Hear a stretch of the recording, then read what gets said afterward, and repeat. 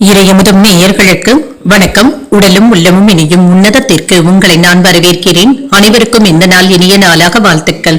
இன்றைய நாள் உங்கள் அனைவருக்கும் நல்லதே நடக்கும் என்று உங்களுக்கு ஒரு நல்ல நாளாகவும் இருக்கும்.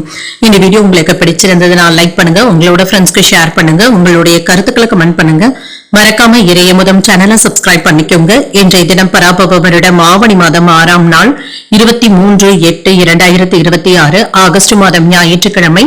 இன்று பிறந்த நாள் கொண்டாடும் நேயர்களுக்கும் திருமண நாள் கொண்டாடும் தம்பதியர்களுக்கும் எங்களின் மனமார்ந்த வாழ்த்துக்கள். இன்றைய தினம் சூரிய உதயம் 6:05 லக்னம் சிம்ம லக்னம். இன்றைய தினத்திற்கான திதி தசமி அதிகாலை 3:35 வரை இருக்கின்றது. அதற்கு பின்பு ஏகாதசி வருகின்றது. நட்சத்திரம் மூலம் நட்சத்திரம் இரவு 7:48 வரை இருக்கின்றது. அதற்கு பின்பு பூராடம் நட்சத்திரம் வருகின்றது. நல்ல நேரம் காலை 7:45 முதல் 8:45 மணி வரையிலும், மாலை 3:15 முதல் 4:15 மணி வரையிலும்.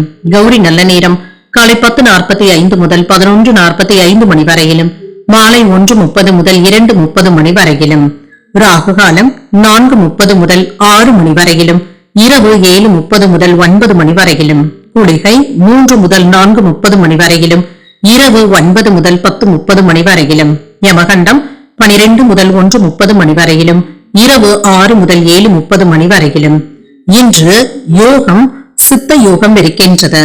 காலை 6:04 வரை இருக்கின்றது. அதற்கு பின்பு அமிர்த யோகம் வருகின்றது. இது இரவு 7:48 வரை இருக்கின்றது. அதற்கு பின்பு சித்த யோகம் வருகின்றது.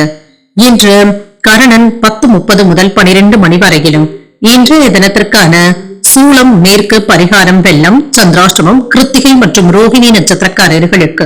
கிருத்திகை நட்சத்திரக்காரர்களுக்கு இரவு 7:48 வரை சந்திராஷ்டமம் இருக்கின்றது. அதற்கு பின்பு ரோகிணி நட்சத்திரக்காரர்களுக்கு சந்திராஷ்டமம் வருகின்றது. இன்றைய நாள் உங்களுக்கு ஒரு மகிழ்ச்சியான நாளாகவும் மன நிறைவுடன் கூடிய நாளாகவும் அமைய வாழ்த்துக்கள். இந்த வீடியோ உங்களுக்கு பிடிச்சிருந்ததுனால் லைக் பண்ணுங்க, உங்களோட ஃப்ரெண்ட்ஸ்க்கு ஷேர் பண்ணுங்க, உங்களுடைய கருத்துக்களை கமெண்ட் பண்ணுங்க. மறக்காம இறையமுதம் சேனலை சப்ஸ்கிரைப் பண்ணிக்கோங்க. நன்றி, வணக்கம்.